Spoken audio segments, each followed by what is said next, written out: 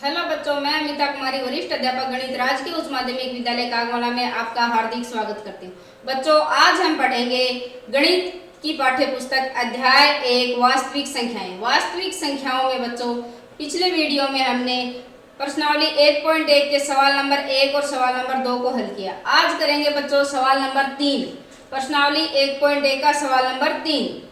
किसी परेड में 616 सदस्यों वाली एक आर्मी से की टुकड़ी को 32 सदस्यों वाले एक आर्मी बैंड के पीछे मार्च करना है। दोनों समूह को समान संख्या वाले स्तंभों में मार्च करना है। उन स्तंभों की अधिकतम संख्या क्या है जिनमें वे मार्च कर सकते हैं?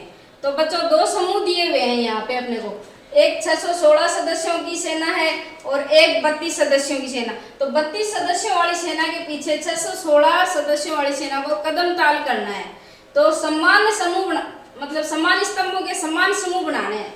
तो अधिकतम स्तंभों की संख्या कितनी है वो हमें ज्ञात करनी है। अधिकतम स्तंभों की संख्या ज्ञात करने के लिए बच्चों क्या ज्ञात करते हैं? HCF ज्ञात करते हैं। तो करते हैं हल।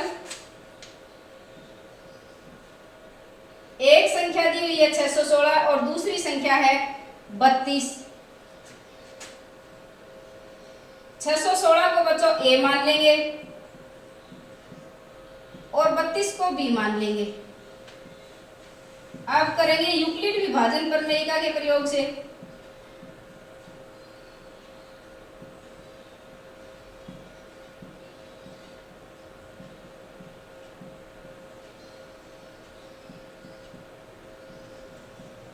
यूक्लिड विभाजन प्रमेयिका का प्रयोग करते हुए बच्चों इसको विभिन्न चरणों के माध्यम से हम करेंगे। तो 616 में 32 का भाग लगाएंगे, 32 का एक बार भाग जाएगा बच्चों, 29 शेष बचेगा, 6 उतारेंगे। अब बच्चों कितनी बार भाग जाएगा? 9 बार भाग जाएगा। 9 दूनी 18 और 9 तिये 27 और 1 28, शेष 8 बचेगा। शेष 8 बच गया बच्चों। ये अपना पहला चरण हो गया। इसमें 616 चरणों के रूप में लिखेंगे तो देखो 616 भाज्य बराबर भाजक को यहाँ लिखेंगे और फिर भागफल और प्लस में शेषफल। ये है बच्चों प्रथम चरण। अब शेषफल देखो 8 है, यानी शेषफल 0 नहीं है। शेषफल जब तक इसको करेंगे जब तक शेषफल 0 ना आ जाए। तो अगले चरण के लिए 8 है वो क्या होगा? भाजक, और जो भाजक था 32 वो भाज्य। 8 का भाग लगाएंगे 32 में, 4 बार जाएगा। और अब देखो बच्चों 4 बार ये पूरा भाग जा रहा है। शेषफल है वो 0 प्राप्त होता है। यहाँ पे शेषफल 0 प्राप्त हो गया। और जब शेषफल 0 प्राप्त हो जाता है तो जो HCF जो भाजक होगा वो ही क्या होगा? HCF। तो चरण 2 में क्या होगा? 32 बराबर 8 गुणा 4 प्लस 0। यहाँ पे शेषफल 0 आ गया, इसलिए जो HCF 616 व 32 का जो HCF होगा वो क्या होगा? 8। यानी स्तंभों की जो अधिकतम संख्या है वो होगी, स्तंभों की अधिकतम संख्या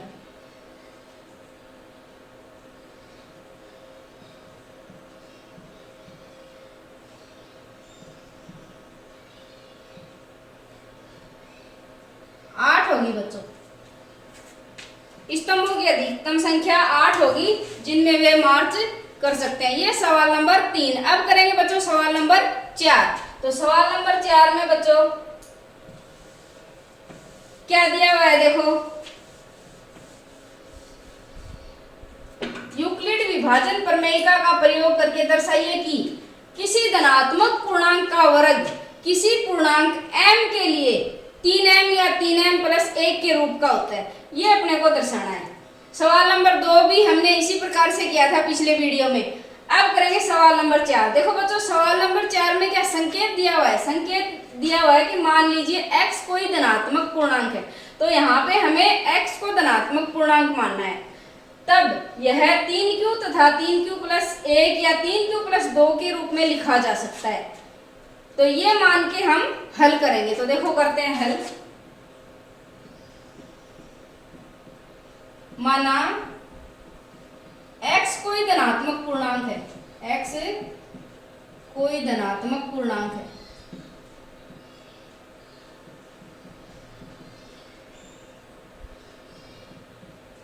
तब यह 3q प्लस 1 या 3q प्लस 2 के रूप में लिखा जा सकता है।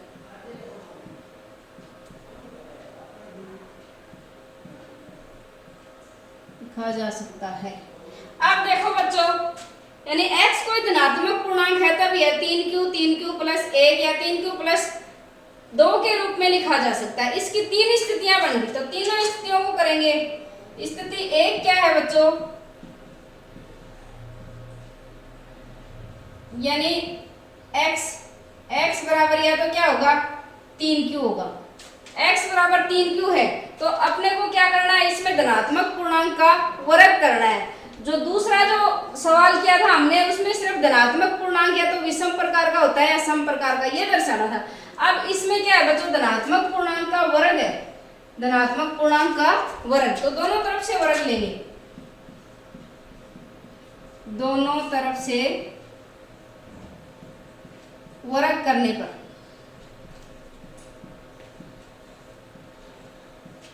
तो ये x की घात 2 और ये 3q की घात 2, x की घात 2 और ये 9q की घात 2।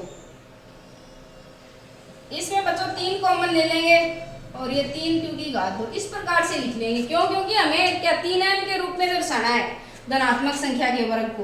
तो x की घात 2 और इसको पूरे को m मान लेंगे, ये हो गया 3m, जहां 3q की घात 2 क्या है, m है और m कोई पूर्णांक है। ये स्थिति 1 होगी बच्चों। अब दूसरी स्थिति क्या कह रही है, देखो स्थिति 2 करते हैं। x बराबर 3q प्लस 1 मानेंगे और दोनों तरफ से वर्ग करेंगे बच्चों। दोनों तरफ से जब वर्ग करेंगे तो x की घात 2 बराबर क्या होगा, 9q की घात 2 प्लस 6q प्लस 1। अब इन दोनों में देखो, दूसरी स्थिति में अपने को 3m या 3m प्लस 1 में से कोई एक आना चाहिए। तो इसमें 3 कॉमन ले लेंगे, इनमें 3 कॉमन ले लेंगे, दोनों में से 3 कॉमन आ गया तो अंदर हो गया 3q की घात 2 और प्लस में 2q और प्लस 1। अब ये जो पूरा है 3q की घात 2 और प्लस 2q है, इसको हम m मान लेंगे, यानी ये हो जाएगा x की घात 2 बराबर 3m प्लस 1, जहां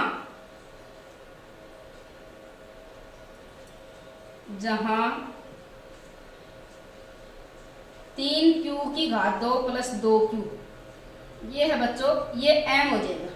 तो ये है स्थिति 2, यानी ये स्थिति 2 में 3m प्लस 1 के रूप में। अब तीसरी स्थिति जांच करते हैं बच्चों। स्थिति 3, a बराबर 3q प्लस 2।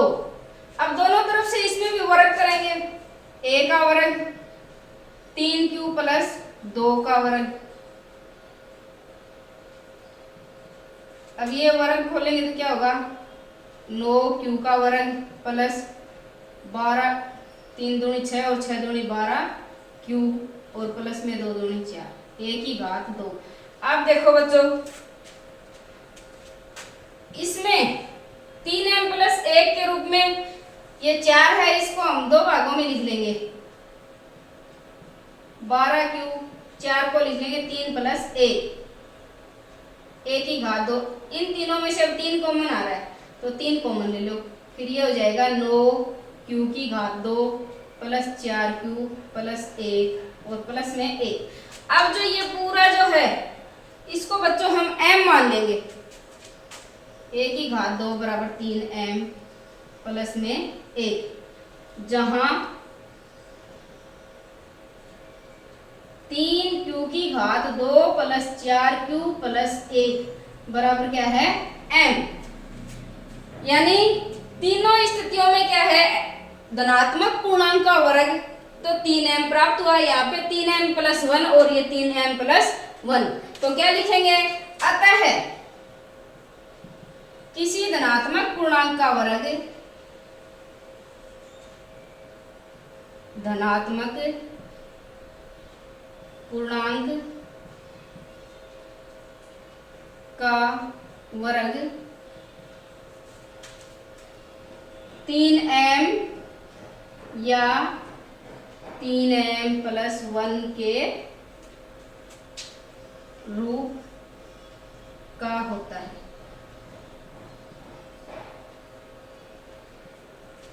ये है बच्चों सवाल नंबर 4। अब अगला करते हैं सवाल नंबर 5।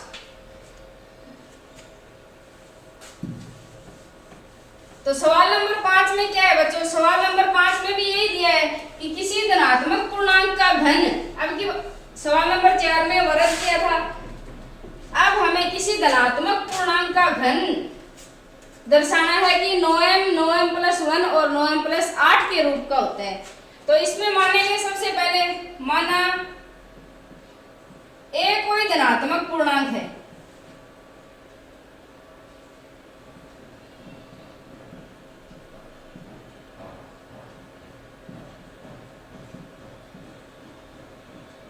तब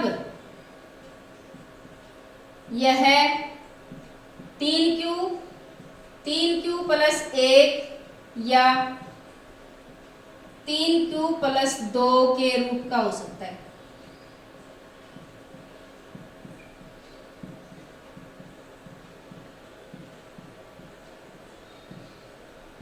देखो बच्चों, इसमें भी हमने धनात्मक पूर्णांक को किस रूप में माना है कि ये 3q+1 या 3q+2 के रूप का हो सकता है।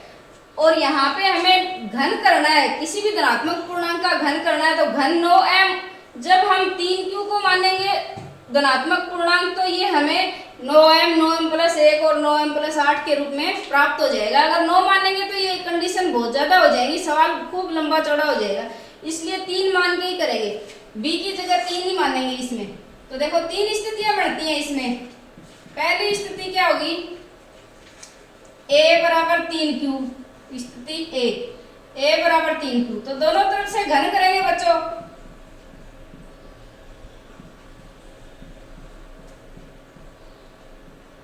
घन करने पे, घन क्यों कर रहे हैं, क्योंकि देखो चौथे सवाल में हमें क्या दर्शाना था कि धनात्मक पूर्णांक का वर्ग, अब धनात्मक पूर्णांक का घन दर्शाना है, तो इसलिए जो तीनों स्थितियों में हम घन दिखाएंगे, धनात्मक पूर्णांक का घन क्या होता है उसको दर्शाना है। a की घात 3 बराबर 3 q की घात 3, ये हो गया a की घात 3, और ये 27 q की घात 3 हो गया।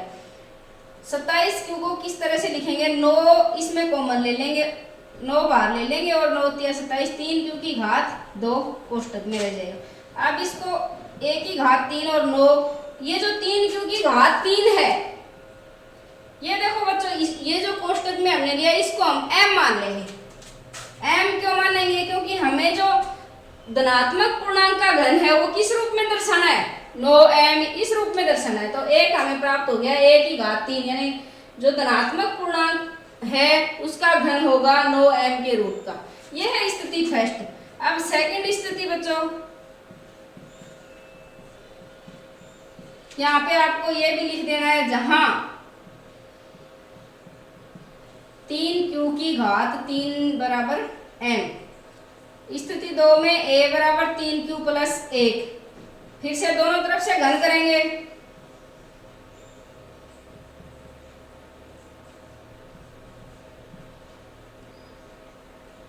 तो ये जो घन का विस्तार, देखो बच्चों 9th क्लास में आपने सर्व समीकरणाएं पढ़ी हैं, x + y की घात 3 का जो विस्तार करेंगे तो क्या होगा, x की घात 3 3x की घात 2y + 3x y की घात 2 + y की घात 3, इस प्रकार से विस्तार करते हैं। तो इसके अनुसार हम इसका विस्तार कर रहे हैं, 3q की घात 3 प्लस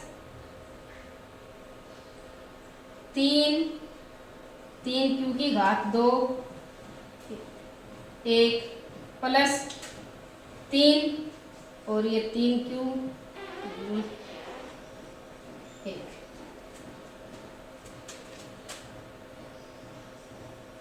एक की घात 2 और अब एक की घात 3, तो एक की घात 3 बराबर ये हो जाएगा 27Q की घात 3, 27Q की घात 2 प्लस 9Q और प्लस में 1। तो देखो बच्चों अब क्या करेंगे, इनमें सब में 9 कॉमन ले लेंगे। 9 कॉमन ले लिया, अंदर आ गया 3Q की घात 3 प्लस 3Q की घात 2 प्लस Q प्लस 1। अब इस पूरे को अपने को क्या मान लेना है, m मान लेना है। तो a की घात 3 बराबर यहाँ पे लिख रही हूं मैं 9 और ये m हो जाएगा और प्लस में 1, जहां m बराबर 3Q की घात 3 प्लस 3Q की घात 2 प्लस Q, ये हो गया बच्चों, ये दूसरी कंडीशन। अब कंडीशन 3 है वो देखते हैं।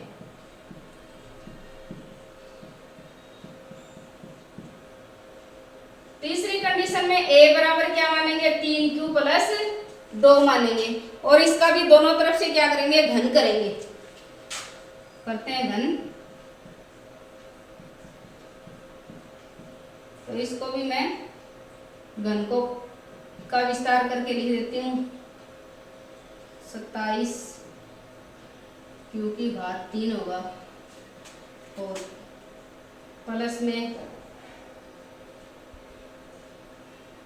54Q की घात 2 होगा और प्लस में ये होगा 3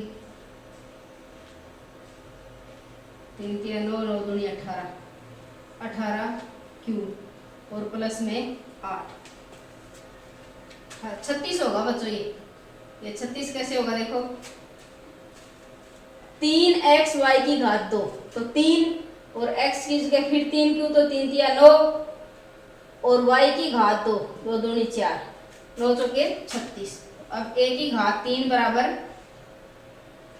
अब इनमें से फिर हम 9 कॉमन ले लेंगे, अंदर क्या आ जाएगा 9 छीकी 54 9 चौके 36 और प्लस में 8। अब इस पूरे को m मान लेना है, इस पूरे को क्या मान लेना है, m मान लेना है। तो a की घात 3 बराबर 9m प्लस 8, जहां 6 ये 3Q की घात 3 प्लस 6Q की घात 2 प्लस 4Q बराबर क्या है, m है। ये है बच्चों। अब तीनों स्थितियों में देखो बच्चों, धनात्मक पूर्णांक का घन है वो 9m के रूप में होता है, 9m प्लस 1 के रूप का होगा और तीसरी स्थिति में 9m प्लस 8 के रूप में होगा। तो इस प्रकार से हम क्या लिखेंगे, अतः तीनों स्थितियों से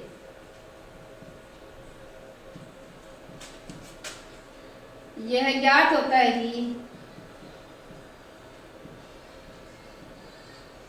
कि किसी भी धनात्मक पूर्णांक का घन 9m प्लस 1 या 9m प्लस 8 के रूप का होगा। तो ये हुआ बच्चों अपना प्रश्नावली का लास्ट सवाल नंबर 5 और इसी के साथ अपनी प्रश्नावली 1.1 के सभी अभ्यास प्रश्न पूरे हुए। धन्यवाद।